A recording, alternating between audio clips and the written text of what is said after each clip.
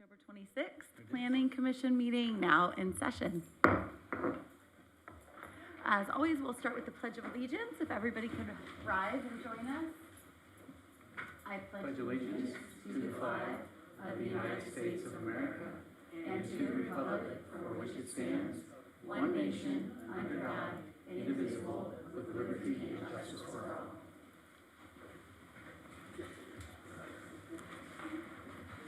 And I'll take roll call. Commissioner Inga, Here. Commissioner Newman, Present. Vice Chair Heschler, I'm here. and Chair Kildorf. Here. Commissioner Magai is absent, and we have quorum. Great, thank you. Okay, we will start, as always, with public communications. Anyone wishing to address the dais, come on up, tell us your name and where you live, if you would like.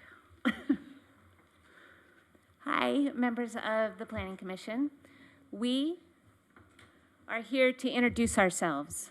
We have been working together as neighbors in a community for over 2 years now, ever since we learned about the potential high-rise building to be built across the street from Holly, Kansas Park and the 1 to 2 story home condos that we live in.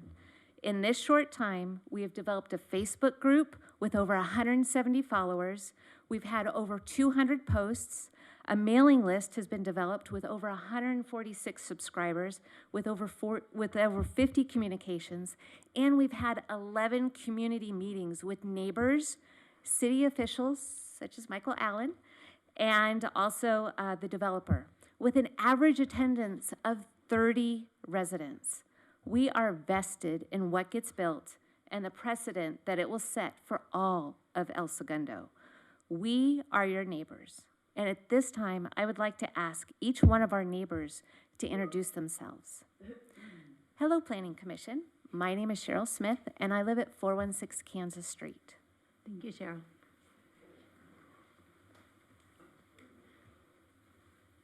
Hi, I'm Kathy Stabile, and I live at 408 California Street.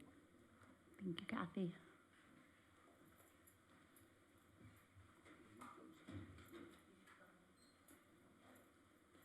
I'm Patty McCaverty and live at 517 Kansas. I'm her lesser half, Bill McCaverty, 517 Kansas. Thank you. Thank you, Beth. Hi there, my name's Jackie Alm. I live in the 1200 block of Mariposa. Thank you. I'm Paul Morrison. I live at 421 Indiana Street. Hi, I'm Ariel Moassisi, and I live at 311 Kansas Street. Thank you.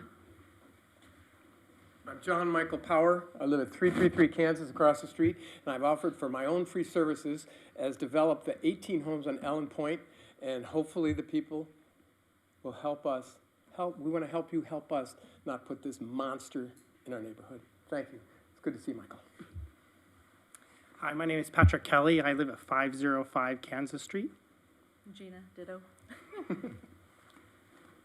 My name is John Stabile. I live at 408 California Street, and I bought my house in June 6, 1980, closed escrow. And I bought in El Segundo because of the town that it was. I could have bought in Manhattan Beach, but I didn't want to live in Manhattan Beach. So I liked living in a sleepy little town called El Segundo, and I like to preserve that. What they're trying to build or what they're proposing is way too large for the community that we live in. Thank you. Thank you, John. Hi, my name is Connie Pate. I live at 1356 East Mariposa Street. Thank you. Thank you, Connie. Good evening. My name's Brett Ryan, and I live at 400 California Street. And again, as John said, we're opposed to the scope and size of it, rather than the fact that something's going to be built. Thank you. Thank you, Brett. Hello, my name is Shemaine Smith. I live at 403 Indiana Street.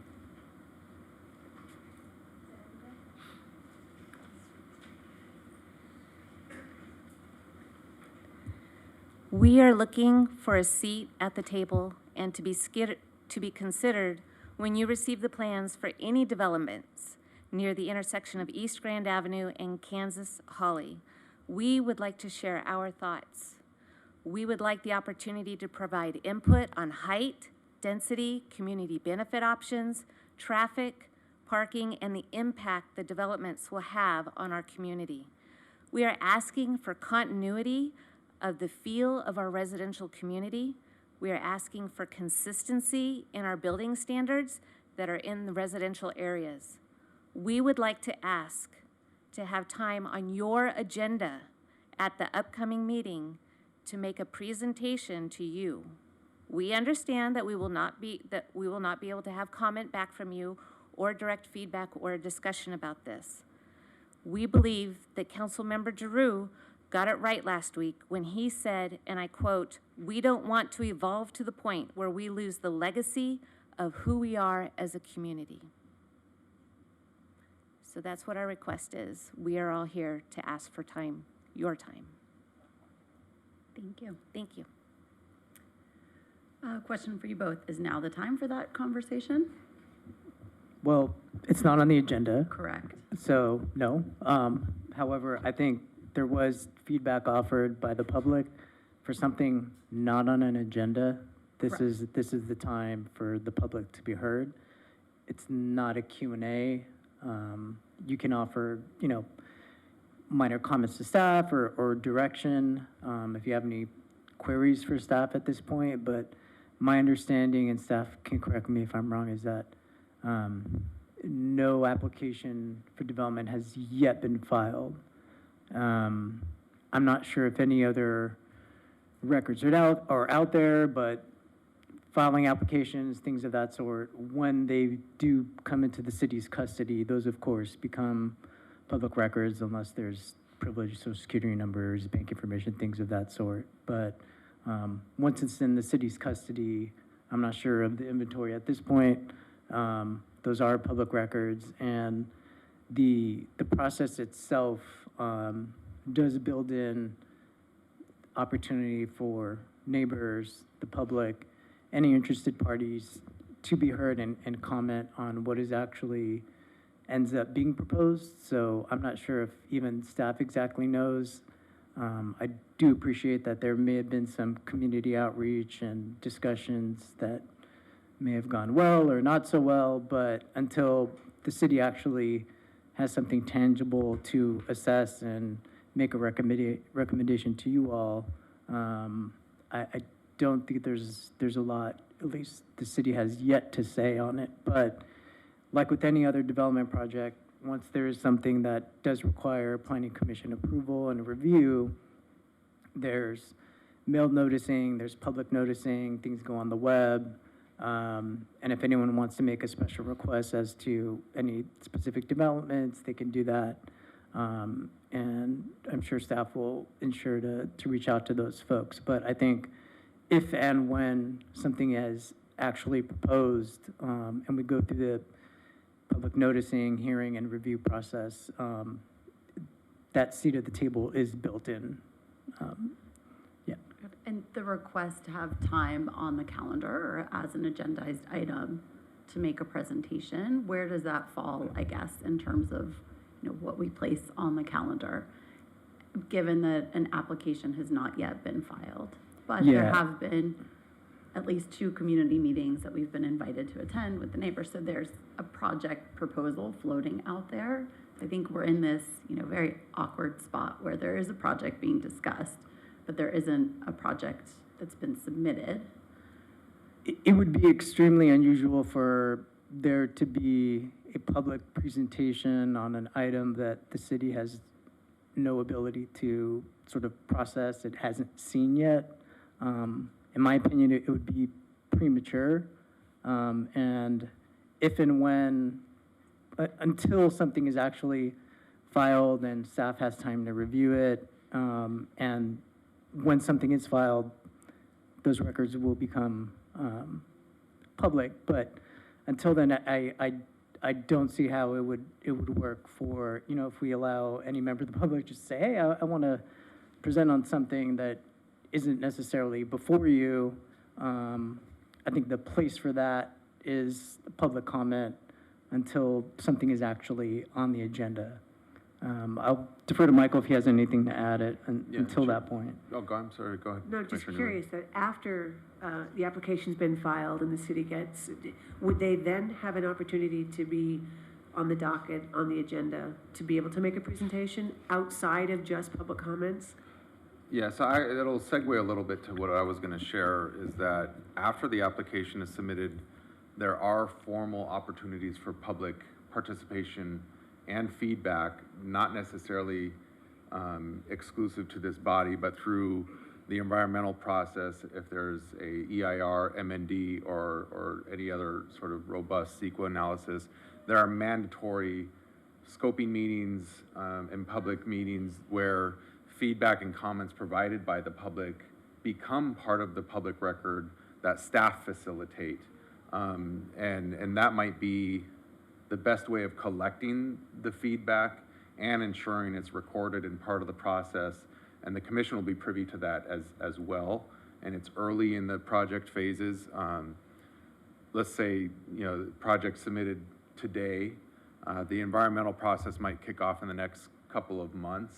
And so that scoping meeting, the public participation process in the environmental would start very shortly thereafter, where the formal feedback on any components of the project, environmental based, could be provided at that time. It's not a public hearing, it's not a presentation to the commission, but it is recorded as part of the public record, and it legally has to be addressed in the environmental documents. And so there has to be a response in addressing that feedback or the concerns that are raised during that process. And so it is different than the forum here, but it is a very public process, and it's far more formal actually than a presentation to the commission, where the commission can't actually deliberate on something. It does force a response to those issues, both environmentally and from the developer. So, Michael, in a similar way, the neighbors here are obviously reacting to something that they have been told, or they're sharing information from the developer. If they were all to write letters, if they were to voice their opinion, those would also go on public record. That would become part of our study process. That's correct. You could submit letters today. I would actually probably wait until there's a formal application so that we could make it part of the, ensure that it's part of the public record, associated directly with the project application. But yeah, you're right. That would be part of the public record and project application. The commission would end up being, privy to that. It would be published as part of the documentation when the project came before the commission. And just to add, the term of art for that is an administrative record. So that includes correspondence that folks sent to the city, written oral comments that get recorded, which is always great when folks come up, speak into the microphone, it does get recorded. And what is the purpose behind that? So if there is a challenge, if for a project the developer gets the application denied, they want to appeal, it ends up before a judge, or it gets approved, an opponent disapproves, wants to take it to court, what does the judge look at? They look at all the evidence in the administrative record, the video recordings of the proceedings, the application files, comments from the public, which also include environmental related comments that Michael described as part of the environmental review process. So that's all compiled as part of the record, but definitely don't want to discourage people from writing letters as soon as they deem that appropriate. But I think, just to Michael's point a little bit, that once we have more shape to what is actually proposed, that might help refine the comments specifically that might be more useful to staff and to you all. And I totally get that. It's just that they are reacting to something that the developer is showing them, and the developer hasn't filed any of that yet. So I just want to make sure that the community has a constant forum to give feedback to anything, and I'm not talking even about hearsay. It's like, oh, I think this is coming. I mean, the developer is starting to show plans as in sort of a, let's throw spaghetti against the wall and see what sticks for them. So I guess making sure that the community has whatever avenues available to them to keep their comments in front of the city. And when we talked about a conceptual project in terms of scale and scope that was on Main and Pine, maybe, was that part of the downtown specific plan conversation? I guess how does that differ from this? So that, yeah, that's a good question. It was city initiated, and it was conceptual in order, because we're in the midst of the downtown specific plan, to get immediate direction. We were actually seeking direction. Staff was seeking direction from the commission about a conceptual project because we needed to inform the downtown specific plan, as well as know as staff how to proceed with actually not just single, but with projects in the downtown specific plan. And we used a conceptual model to guide that conversation so that we could apply the feedback across the board downtown. We were in a unique situation because we were also in the midst of crafting the downtown specific plan. So we wanted to make sure that we were doing something that was consistent with the direction that the commission was going, so that we could give people guidance at that time. Because there were developers actually engaging with staff at that time, looking for feedback from staff, and we could not give that otherwise. Right. And as part of this, I mean, if housing was a component of the amended Smoky Hollow plan, but because we're dealing with that separately, would that be an avenue to be able to talk about a specific project conceptually?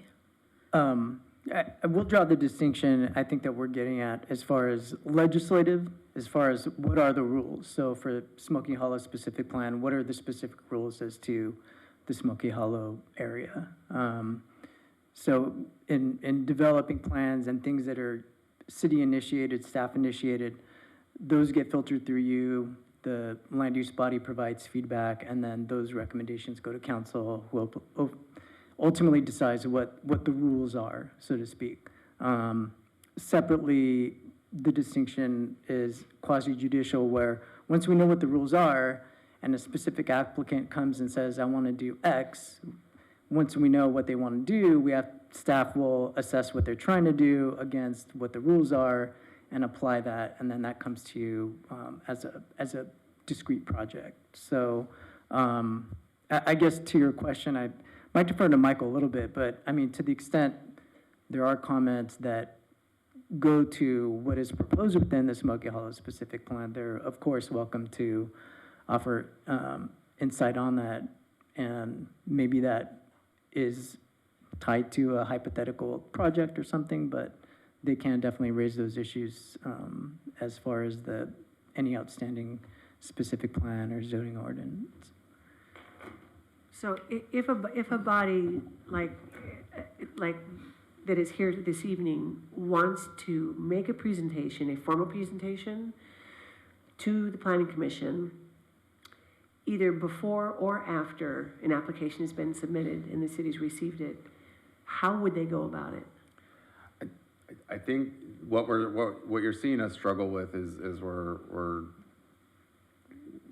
dancing around a little bit, where we're trying to avoid a scenario where the Planning Commission is not in a position where they're deliberating on a project before it's actually coming before you for a decision. So after the city receives the application, is it even an option for a body like that to make a presentation? We don't deliberate on it. A presentation, we sit there just like going to the community meetings. Yeah, what? Oh, go It's ahead. information that is being received.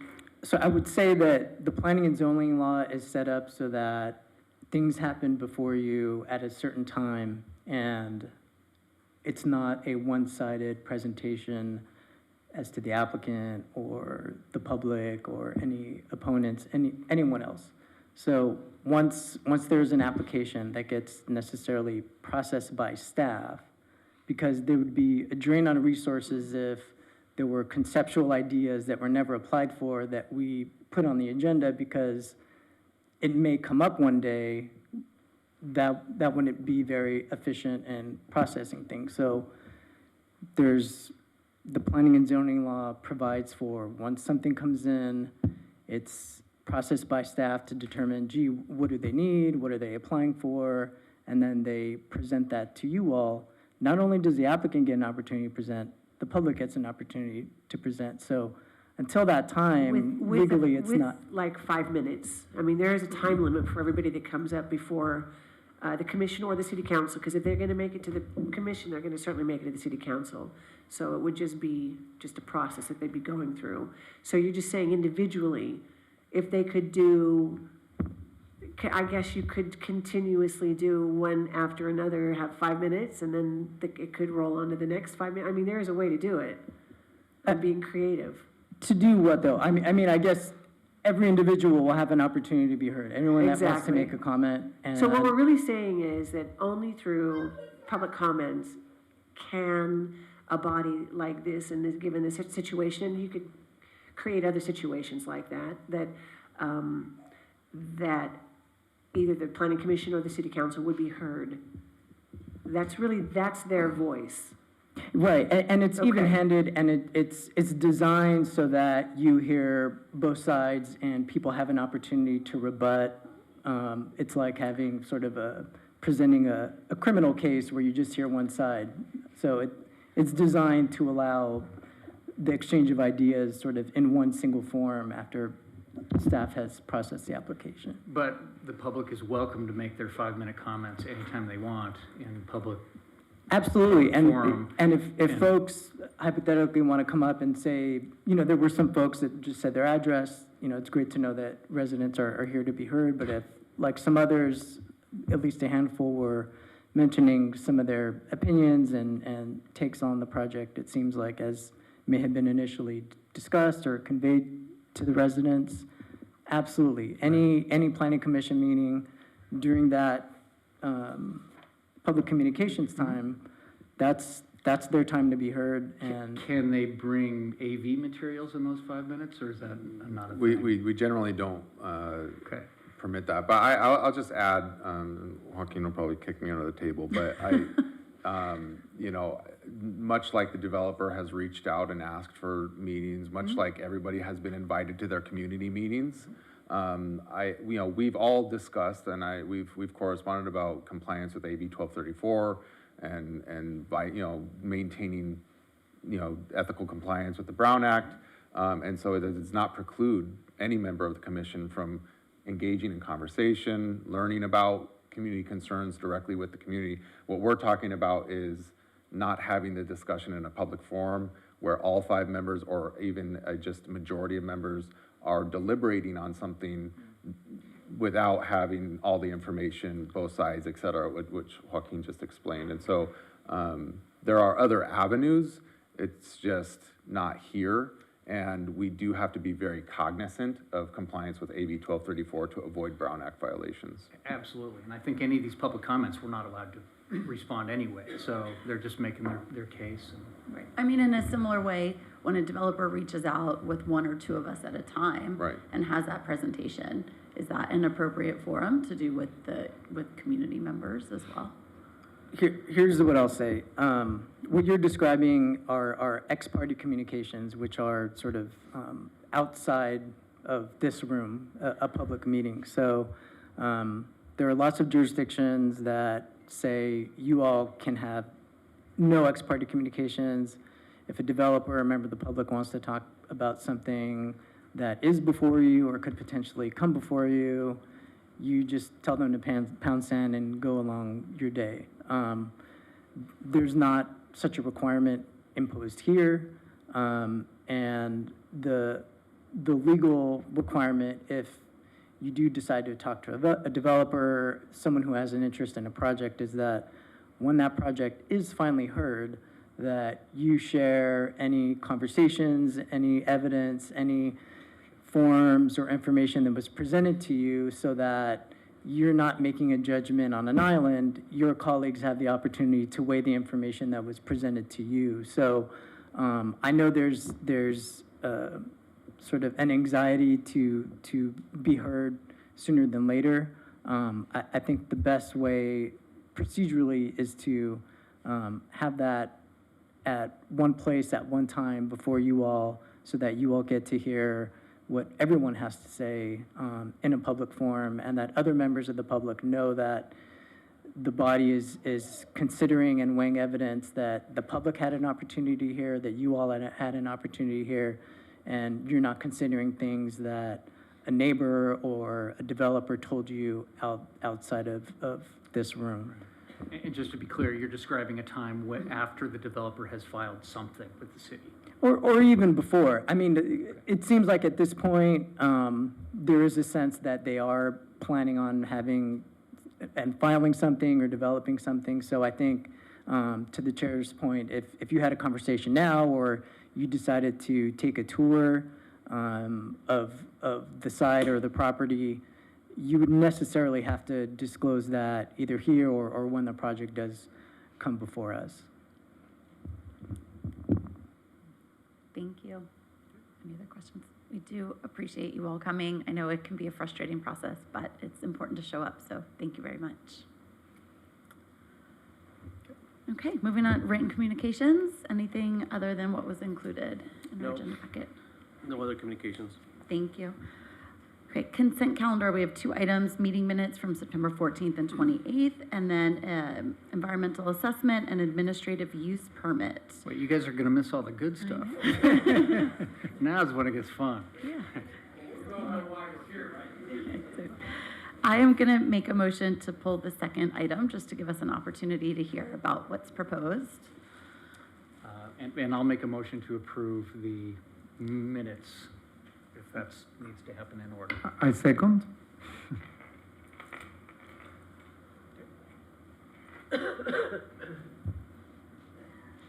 So do we take a vote on the? Vote on the minutes, yes. Yes, please vote on the minutes. Okay.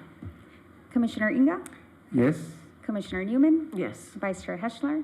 Yes. And Chair Kilder? Yes. Motion passes 4-0. And Maria must have read our minds and has that presentation ready to go. Good evening, Chair and members of the Planning Commission. The project is for a modification to an AUP for the expansion of hours and alcohol service for G's Il Capo de Bar restaurant. The site is located in the downtown Pacific Plan in the 200 block of Richmond Street at 225 Richmond Street.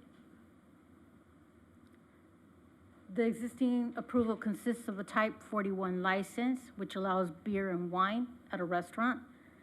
The existing hours of operation are 11 a.m. to 9 p.m., Monday to Thursday, and 11 a.m. to 12 a.m., Fridays and Saturdays, closed on Sundays. Outdoor dining area at the rear was also included in the original approval. The site is developed with the restaurant and a storage inside of an accessory structure at the rear of the property. The applicant is requesting a Type 47 license, which consists of full alcohol service at a new restaurant. The proposed hours are 10 a.m. to 1 a.m. daily, and additional indoor dining is also proposed. The floor plan shows the new configuration of the dining area and the converted space that was previously storage inside the accessory structure at the rear of the property.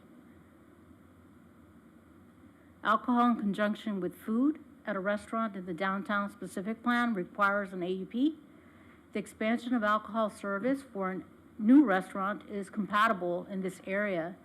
Before an AUP is granted, the director of the commission must find the project meets the required findings. The director granted approval with conditions on October 19th. And in summary, staff recommends that the Plan Commission receive and file the director's decision letter dated October 19th, 2023, approving revision A to environmental assessment 747 and administrative use permit number 0704. And that concludes my presentation. I'll be happy to answer any questions. We also have the applicant here if you'd like to ask any questions. Thank you. I did have a question about what else in that area, I guess hours of operation. Is it consistent with what would be there? Richmond Bar and Yes, Grill so- and Porterhouse? Yes, so I actually did pull up all our alcohol licenses in that area. And Second City Bistro, which is now the Porterhouse, operates 9 a.m. to 1 a.m. daily, so it's consistent with those hours. And it's on the same side of the street. Richmond Bar and Grill, 11 a.m. to midnight, Sunday through Thursday, and 11 a.m. to 1:30, Friday and Saturday. The Purple Orchid operates just after 24 hours. 11 a.m. to 2 a.m. daily, okay? The other one I checked was the Tapizon, but they're on the other side. And the reason why I looked it up is because it is abutting residential on two sides since it's at a corner. And that one is also 6 a.m. to 2 a.m. Old Town Patio is only 11 a.m. to 10 p.m., but it's pretty consistent in that block. Thank you, that's helpful. Any other questions for staff? Public communication, first right always goes to the applicant. If you want to come up and just tell us a little bit about your wonderfully proposed establishment. So glad she prepared me for this. So my name is Gina Traber. Been a resident in this place for 14 years now. I did own another restaurant in this town before, and opening up G's, I wanted to have my own restaurant myself, just me, you know, so maybe one day I can pass it on to my son if he ever wants to do that. But looking in this industry, like I've actually worked in a lot of different places too. I've worked at the Old Town Patio. I've worked at the Tavern on Main. I've worked at the El Segundo Brewing Company. I owned Brewport. I've worked at the Moose Lodge. I've drank at the Purple Orchid. Yeah, so, you know, like looking in the area and like knowing that that's just my passion, like this whole industry is my passion. And this, just El Segundo as a whole as well. I kind of wanted to pick and choose all the things that were kind of missing in a restaurant in this town and kind of put it all together. So, so G's El Capo de Bar, G is because of my name is Gina, and El Capo de Bar is from like Italian heritage, so it actually means the boss of bars in Italian. And, you know, because of speakeasies back in the 1920s, you know, the Al Capone era, they were doing like the rum running. A lot of Italians were doing that and opening up that. So it was kind of like a tip of the hat to my heritage. Not saying that they did that, but, you know, like, so, you know, I think we need a speakeasy, but I think that we also need TVs in there. And it also needs to be good for kids. So I don't think you've ever seen a speakeasy that's good for kids, that has a full menu and has sports. It's eclectic, it's different, but it's all the things that a different bar in this town, different restaurant in this town kind of could, you know, come together and be and make sense. So I'm just really excited for it. Cool. Yeah. Thank you very much. When do you, oh, I'm sorry, go ahead. Oh, I was just going to ask about the menu. It's an Italian restaurant. So it's not an Italian restaurant. Oh. That's the weirdest part. Oh, So, so my menu is actually going to be everything that's not on any other menu in this town. Give us an example. Say one thing. So, well, smash burger, you know, and then a chicken caprese. And, nice. You know, so it's honestly all over the board, like a Nutella panini. Like, it's really all over the board, but it's going to be everything on the menu. Yeah, it's not going to make sense.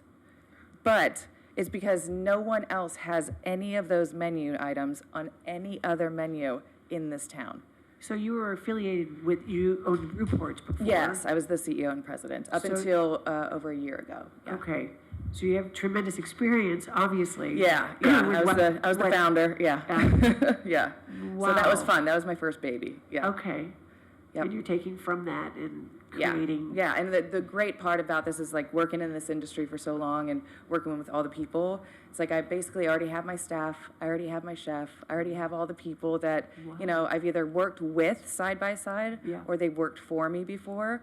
So it's like it's just great. And all the patrons. And all the patrons. I think I know all the patrons in town. Yeah. Tell us about your timeline. So the timeline right now is that obviously health permits are always going to be a thing. But, you know, since we got this out of the way, you send it directly to them, and they let you know, you let them know. My alcohol and beverage license is basically in Sacramento right now, and I should have that in the next 7 days. Wow. Because of today. And then going from there, I had to, not to be weird, but my standards are a little bit high. So I have to kind of clear out the place and put in all, you know, the equipment.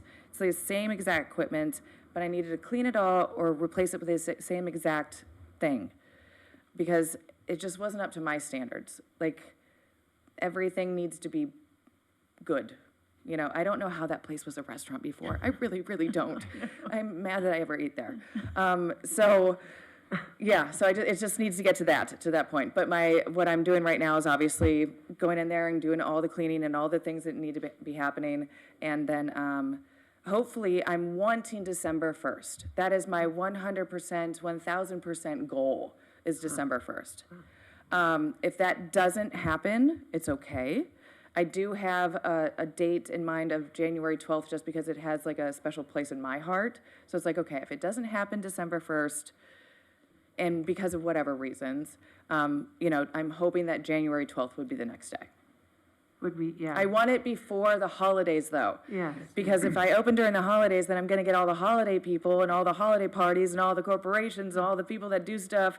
And then if I open up in January, it's like, oh, good, dry January. This is perfect. So, Woohoo! my New Year's resolution. Yeah. Eating or drinking. We'll come help. Thank you.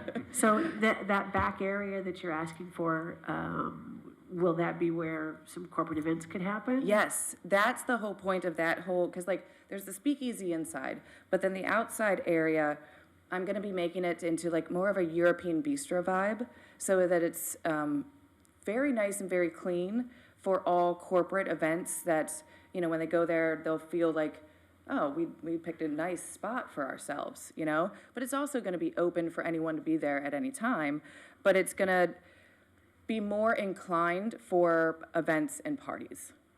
Yeah. You need the seating and it's not being rented out, then you're going to use it. And Yes, people will exactly. If enjoy it's it. not being rented out, then absolutely we'll use it. But, you know, it just needs to be set up and made so that it's better for even like baby showers and bachelorette parties or, you know, whatever people want to do. All the parties can go on back there. Oh, very nice. Yeah. And I'll tell them all to keep their voices down. No. Thank you very Okay, much. all right, thanks. Thank you. I don't think we have any other public communications, but I'm very excited for this to open, very excited. So now we Make a motion. make a motion. I make a motion to approve environmental assessment EA 747 and administrative use permit AUP 0704 for this new restaurant. Can I just make a correction? Sure. I think the posture is receive and file, Yeah. the director's approval. Then I make a motion to receive and file. I will Do we have to second. go back to the consent calendar? We're first timers here. I second. And I'll take votes. Commissioner Inga, Yes. Commissioner Newman, Uh-huh. Vice Chair Heschler, Yes? Chair Keldor. Yes. Motion passes 4-0. Thank you. Sure. Good luck. Thank you. It's awesome. Okay, moving on. Any report from the Community Development Director? Nothing at this time, Chair. City Attorney, if you're not done with us by now? Just wanted to know, I need to talk to my firm's IT people because all the CCB stuff has been getting captured in our spam filter, and unlike other stuff like where I can like release it, it's like not releasable. So Madam Chair, I apologize. Michael forwarded me something that you sent maybe not too long ago this afternoon. So sorry for not getting back to you earlier, but I'm working on that. Thank you. No problem. There was not even what I would call a delay. Planning Commissioner comments? None for me, really. I'm looking forward to the new restaurant opening. Me Same. too. Same. Okay, well, thank you all. Our meeting is adjourned. What time is it? 6:10.